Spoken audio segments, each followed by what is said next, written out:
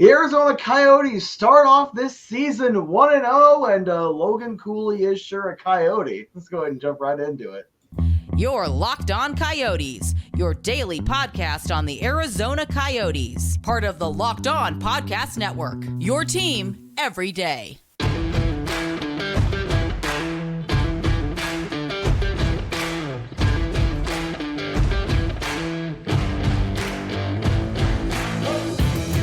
Welcome to the show, everybody. This is Locked On Coyotes, number one daily podcast on the Arizona Coyotes. I am your host, Robyn Leonio, alongside Matthew Jacobson, a.k.a. the AZ Grill Guy. If you know, you know.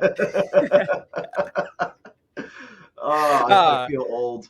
We want to thank everyone for making this show your first listen every day. We are free and available everywhere you get your podcasts, including on YouTube, on SiriusXM, and on Amazon free, ad free on Amazon Music. There we go. I'm like, I had to twist my words a little bit there because I didn't know we made music. I mean, I could try. I could probably do a pretty sweet hot cross buns on the recorder.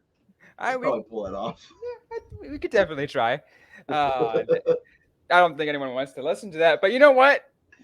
Why not? Make it a poll on the Twitter account. Let's just see. Why not? All right. If like 2 people vote yes, there's a dollar store like up the road from my house. I'll go buy a recorder. They at least got harmonicas. Got to have a recorder. There you go. I love that. Anyways, we're back coming back from the weekend. Arizona Coyotes start the season 1-0 with a shootout win over the New Jersey Devils. They got more games today when everyone's listening to this, and tomorrow, continuing through the New York area Gauntlet. Mm-hmm. Let's first, before we get to the Rangers tonight, Matthew, let's talk about the game against the Devils, because a good win against the Devils. I have some of the stats up here on our little overlay here. A 4-3 win over the New Jersey Devils in a shootout. What did you think? I was thoroughly impressed until they were brought back down to earth, and then I was impressed again. That's kind of my impression of that game. Mm-hmm. Oh, absolutely. I feel like, as we talked about, the Coyotes have always had a problem the last several years. And again, my thought process the last few years was like, oh, it's a rebuilding team. They're still learning a lot. But they still have an issue when it comes to the term I'm looking for, when it comes to playing a full 60-minute game. I know it sounds cliche. Oh, you got to play a full 60-minute game. But this is kind of proof of that, where you see what happened in the second period and kind of things went to crap. And they just, they couldn't hold off. They couldn't hold off on a pretty nice, 2-0 lead where they looked pretty solid.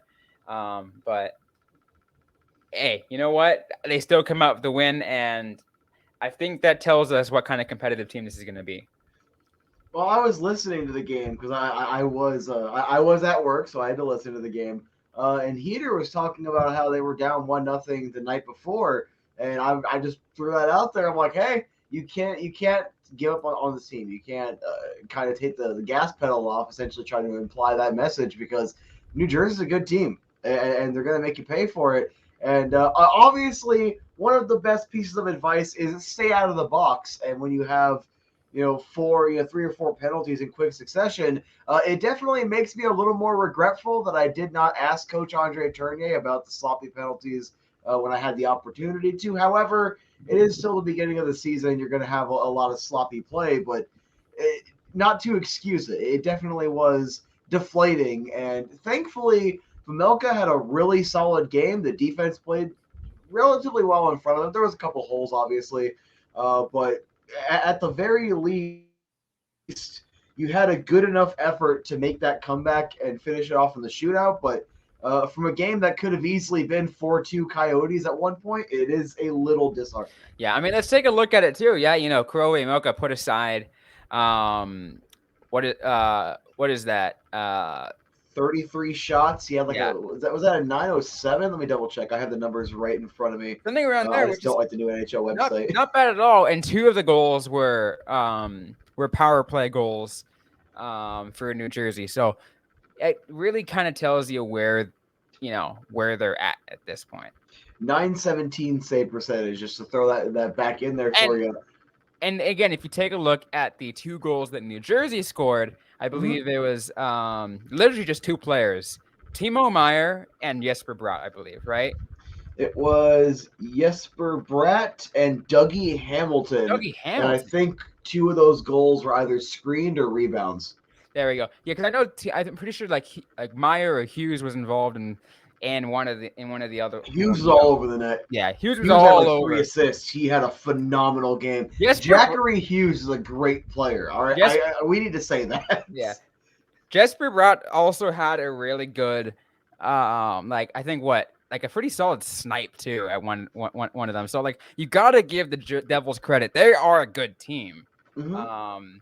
Just the Coyotes just was able to take advantage of what they had, especially because you had a 2 assist night from Logan Cooley, among others. I think technically like Schmaltz got was it the game tire, right? You got the game tire and And then then the game sealer. the game Or winner in yeah. the shootout. Well, no, Um, technically the game winner is Bukestad. The game sealer would be Schmaltzy because there they we went go. 2 for 2.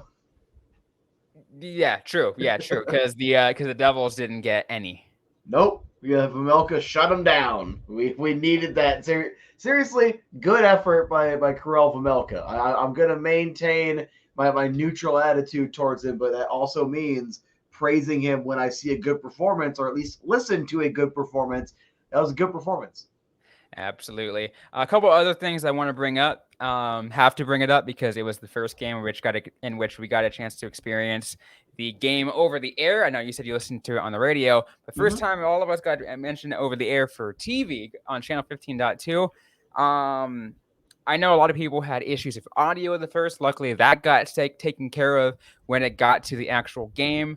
But one thing that I had issues with was a lot of interference that literally caused the screen to kind of just go completely jagged and haywire.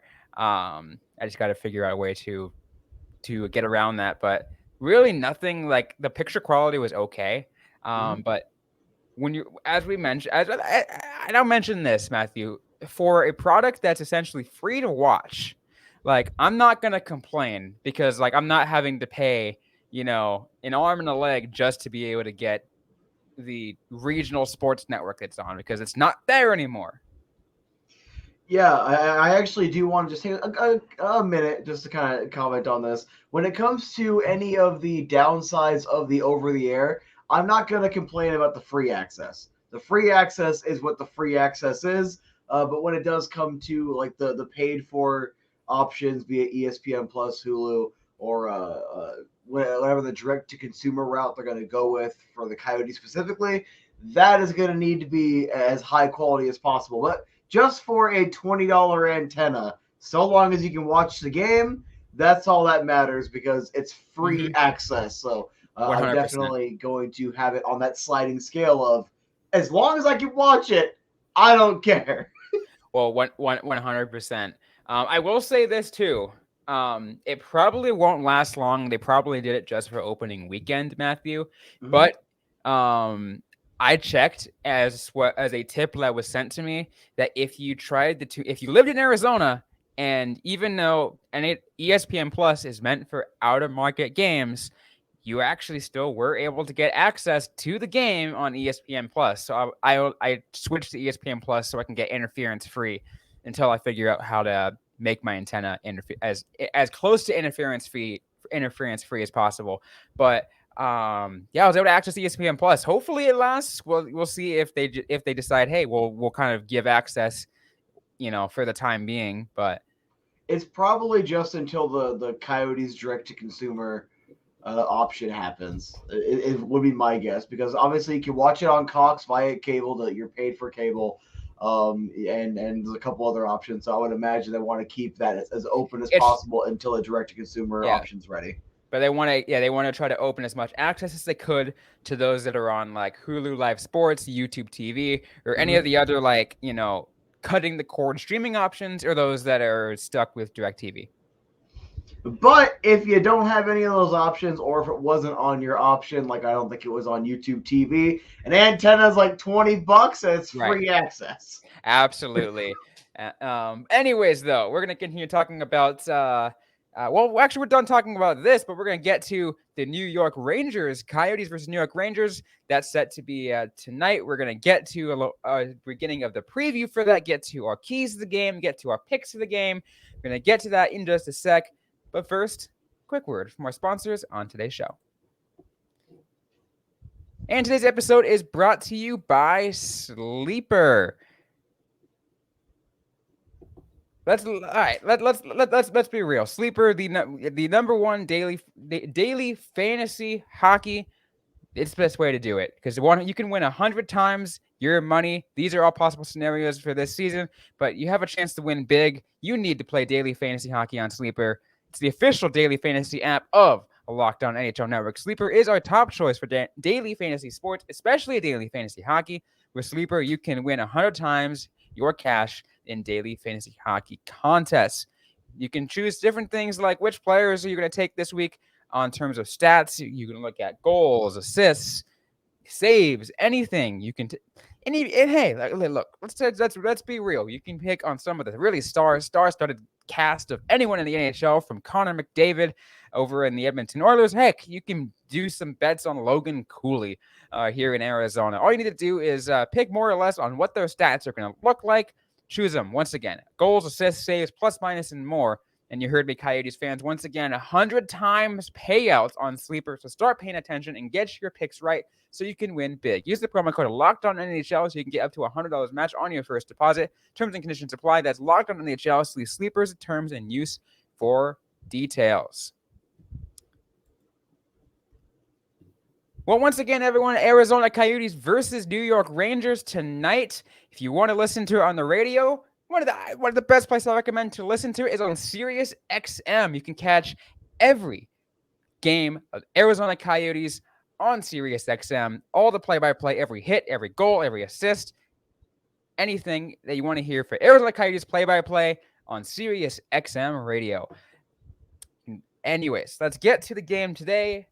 Matthew, Arizona Coyotes versus New York Rangers, as the Coyotes continue through the New York area Gauntlet, because they play the Islanders tomorrow. But we'll get to that again tomorrow. But let's talk about this game. Let's just get your first impressions before we get to some keys to the game for them to get to a win. Yeah, so New York, they've played 2 games so far. They're beating the Sabres on the 12th, 5-1, and then losing to the Blue Jackets the other day, 5-3. So I guess 5 is a favorite number of theirs. With Igor Shesterkin with a .870 save percentage, 309 goals against, probably going to look for a bounce back game against the Coyotes. So we know how good Igor can be. He was easily one of the 3 or 4 best goaltenders 2 years ago. And last year, despite being a relatively down year for him, was still a solid overall year. It's a really good goaltender. Kind of a similar mindset to the New Jersey game of wanting to attack early, but also just you want to really attack a lot because you want to get him off his game. Yeah, it could backfire because if he makes a lot of saves, he can get him really locked in. I feel like that's a common thing, at least the goaltenders that I've watched. Like Ilya Bryzgalov was like that. If you got him involved super early in the game, the dude was lights out, or he would just give up a bunch of goals because he got it.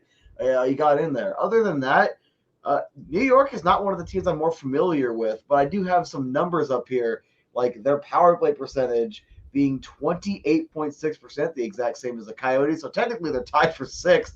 Their penalty kill being 75%, that's 21st in the league, and their goals for being about 4.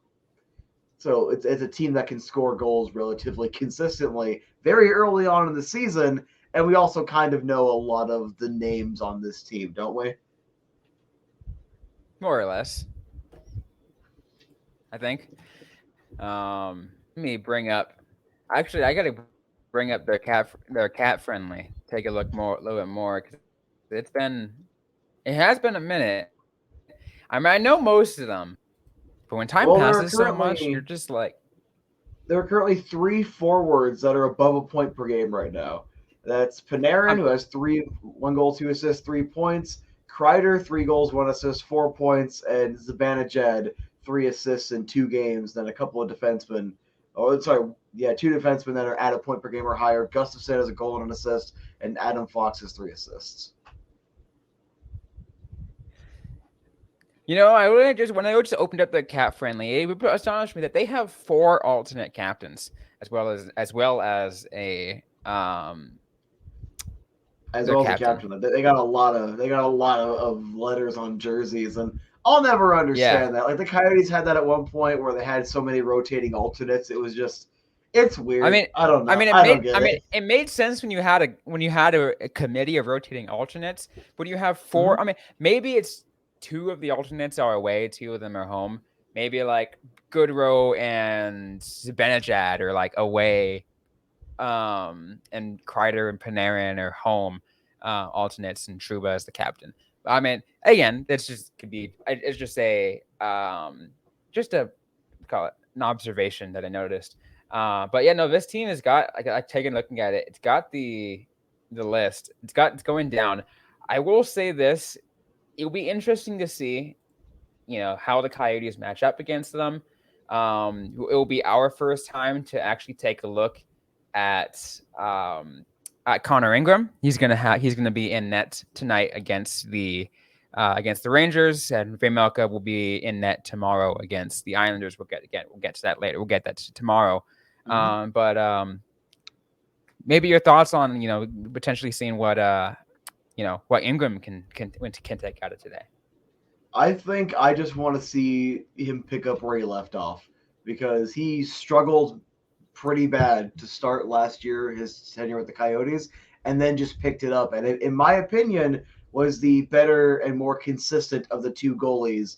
Not a knock against Vejmelka. I just think Ingram had a really good stretch the second half of the season, and it was weird that he didn't get very many games at the very end. Obviously, you wanted to give Prosvetov a look, but you still wanted to give Vejmelka plenty of opportunities. So I just want to see that. I just want to see him pick up where he left off, have a really solid first outing, and in my opinion, get to the point where he probably takes over the starting job because I think he could probably do it. For whatever reason, we pick up these goalies off waivers, and that's going to be the new starting goalie. It's going to be him.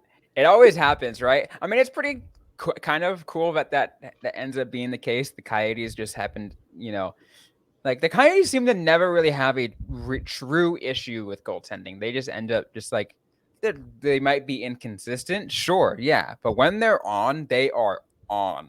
Mm-hmm. Yeah. Brishgalov comes to mind again as probably the best waiver claim in this franchise's history, and it's a goalie. Oh, I remember Brishgalov during the playoff runs in the early 10s, and I was like, yep, he was the goalie for 2010 and 2011, both when we lost to the Red Wings, and I hate that because it's so weird that the Red Wings are bad now. This year hopefully they'll be a playoff team, but like it's so weird to how the Red Wings is a good team, and like it'd be for a while. I don't like it. Yeah, it felt weird when they missed the playoffs for the first time in 25 years. Mm-hmm. Like all of my youth and all of my existence, up until they missed it, all I've known was the Red Wings making the playoffs. And the decent amount of teams always making the playoffs. There was like that team that's all it was. Exactly. It was like Def, Texas, the Red Wings, the Sharks, who else was always up there? Chicago was always up there for at least the 2010 era. True. Yeah. The Rangers always stuck around in there. There's a couple other teams that I know them for being playoff teams, and it's weird when they're not. I think the Kings were up there for a decent. We don't talk about the Kings. I know we don't, but we don't talk about the Kings in this program. I'm sorry I brought it up. Okay. Nope. I told you what happens. Well, Matthew's gone. Anyways, we do have to get to keys of the game. Hopefully, so Matthew, let's get to your 3 keys. My 3 keys. All right. So it's literally try to get at Shesterkin as early as you possibly can. Ingram needs to pick up where he left off last year, and I just want to see that probably the bottom 6 get a little more involved because you did have a little more of that the top six took over, which you need. It was a very good effort. But I would like to see the bottom six get a little more involved in the second game, or at the very least, stay out of the box. The stay out of the box has to be somewhere. So let's say goalies, bottom six, a little more active for game two. Stay out of the box.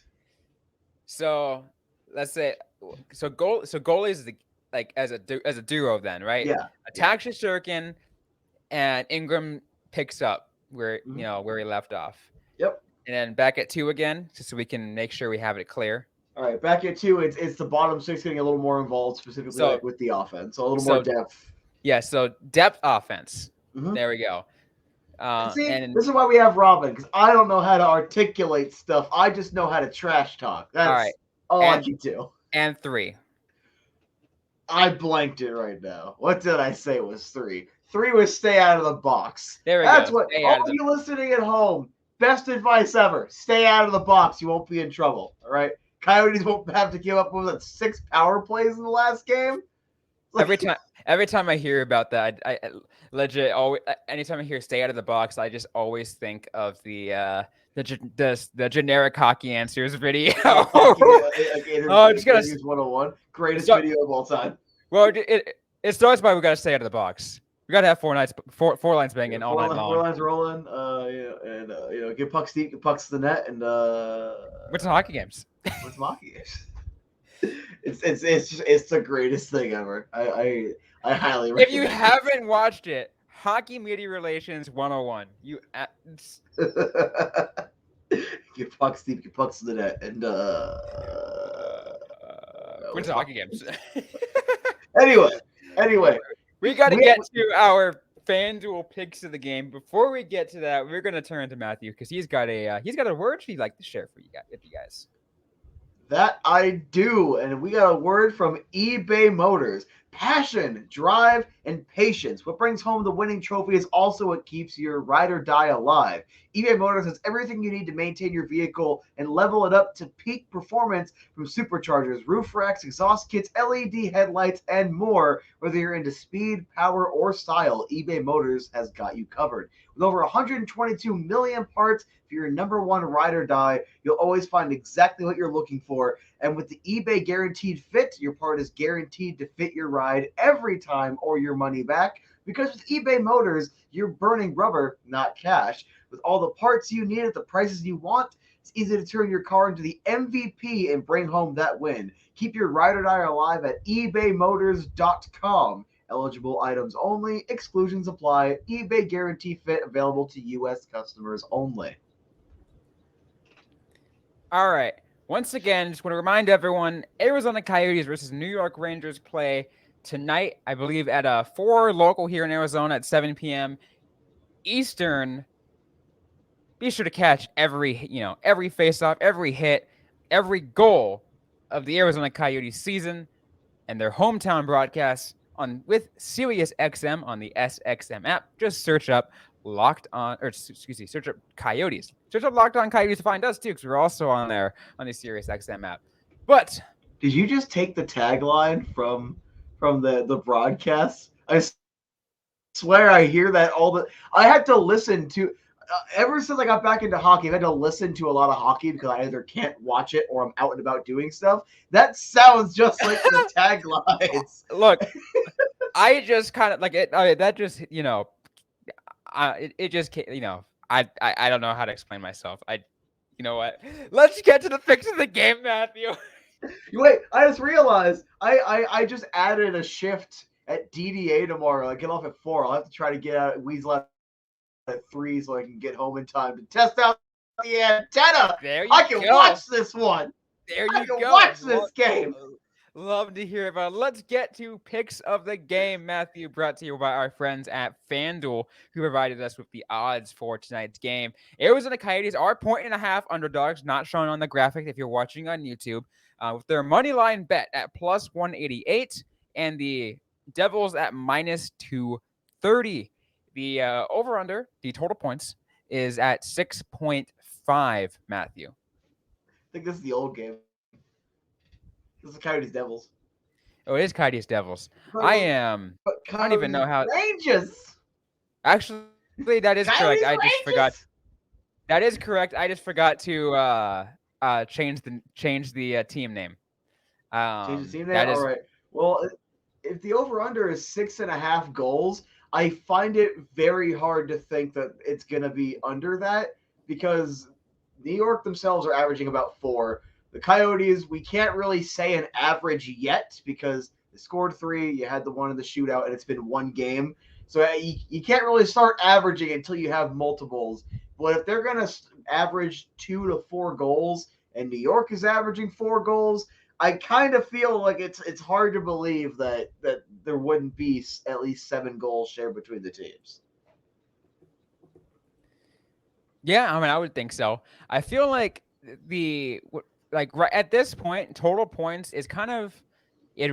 It's a pretty easy bet to kind of go if you are able to follow the trends correctly. 6.5 is always a safe. It's always pretty safe too. Like I feel like to me, there's never a game in which I'm like this. It could go either way. I cannot I can see a scenario where this goes definitely under. Like it's like definitely bet under, or I can see a game, or like or vice versa. You know, that's what I'm trying to get at. I feel like you're right. This game is definitely one that would trend towards the over. As I try to see, Well, I'm if I can trying to find it look on here. at their Uh, history actually.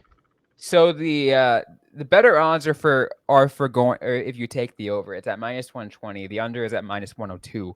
Um, Oh my god, that is so many numbers. Oh my god, I hate this graph. Okay, so 2022, the Coyotes is that lost 4 straight against the Rangers?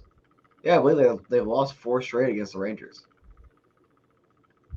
Well, let's cut off at 2022. So for 2021, 2022, they lost 4 straight against the Rangers. Where is the most recent matchup? Gosh darn it. all right, let me do this. All right. Do you feel confident on an over under, like based off of Based off of the very, very, very early numbers and how good that offense for the Coyotes looked, and considering how it did rebound towards the end of the game, I do think that they're going to probably average about 3 goals a night, maybe slightly more when you get a little more well-oiled machine there. And if the Rangers so far are averaging about 4, I think over is just like the logical bet. But again, it's very, very early, small sample size, so I can only go off of what I can go off of. I get you. Which is why for me, like, I feel like over definitely is the safer bet. Although like part of me wants to lean towards taking the under, just because I feel like I this. wouldn't do it. I wouldn't do the under. I don't see it. However, a bet that I would be willing to take is the puck line, aka the spread of this game. As I mentioned, the Coyotes are only 1.5 underdogs. I feel like if anything, it's going to be similar to the last game where it's close, where either the Coyotes can just barely come out on top or they lose by 1. I feel like that's the scenario. I'm just trying to figure out what I think logically is going to happen here. I'll just say it's an overtime game. I feel like it's going to be a trend for what they're doing in the New York Gauntlet right here. I mean, we talked about competitiveness, and the Coyotes need to stay competitive. I think that does line up, right? We're so far from game 1 is we saw that this team is pretty gosh darn competitive. And again, serious small sample size. That's one game, but New Jersey is a good team, and they not only were competitive against them, but they beat them. Mm-hmm. So you could only think that they can keep that up, or at least hope that they can keep that up. But there's a difference, and I know New York Rangers fans are going to have their own opinions, their own nuances, because obviously I'm not watching the Rangers. But knowing where they're at right now in their franchise, they're a lot more win now than the Devils are. The Devils are a very good playoff team.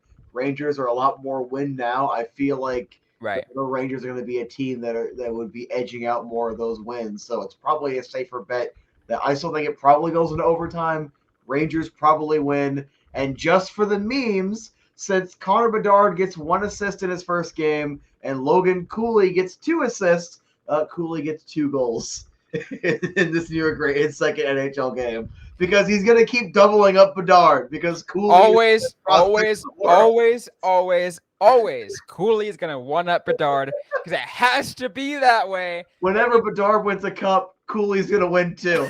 He's going to do it back to back. Exactly. Because Cooley's always got it. It's like the the joke from Borat. He's got this. Anything you can do, I can do better. That's it. That's all I got. Those are the only bets I'm willing to make. One's a meme bet.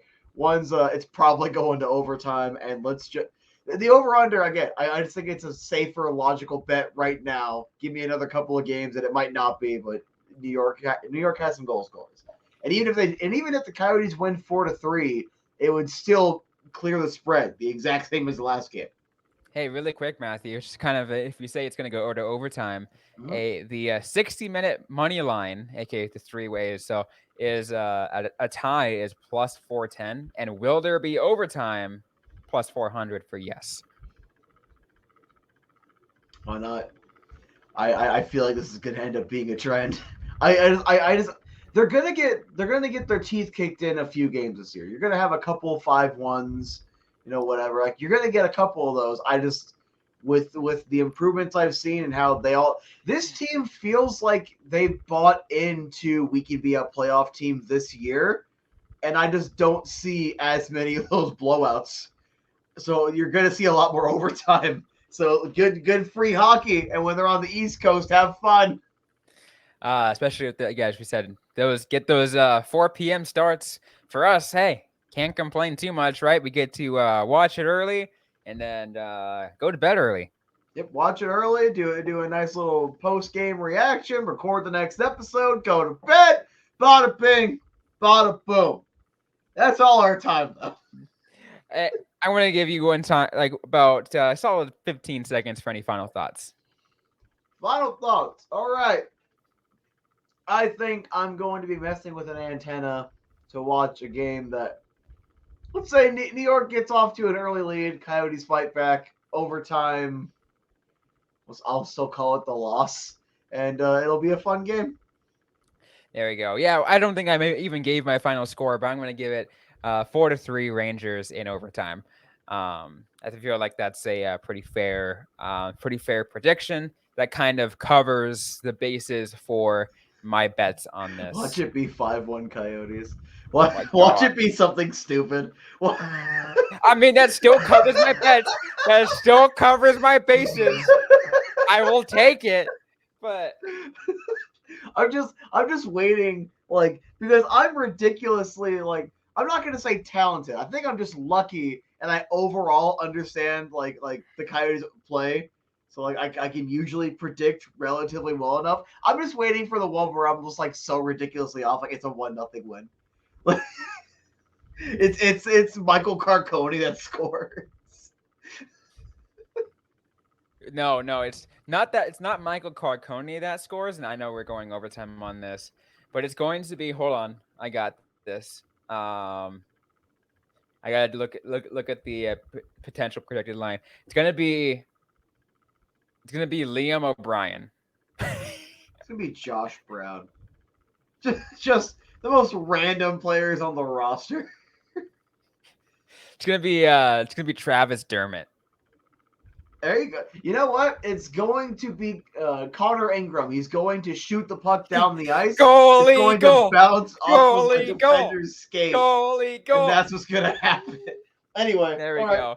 All right, we're over time. We gotta get out of here. But thanks everyone for listening to today's episode of the Locked On Coyotes podcast. If you like what you heard, don't forget to leave a review, like, comment, subscribe if you've yet to already. We're available everywhere you get your podcast, including on YouTube and on the Sirius XM app. Also on ad-free at Amazon Music and don't forget to interact with us on social media. We're on Facebook, facebook.com/LockedOnCoyotes. And on X at LO_Coyotes. I'm personally at Robyn_Leonio. Matthew Jacobson is at the AZ Sports Guy. Interact with us, ask a question you might have. We might answer right back on a future episode of the Locked On Coyotes podcast. Thanks again, everyone, for listening to today's episode. Hope you guys are staying safe out there. Hope you guys are staying healthy. And don't forget to howl on.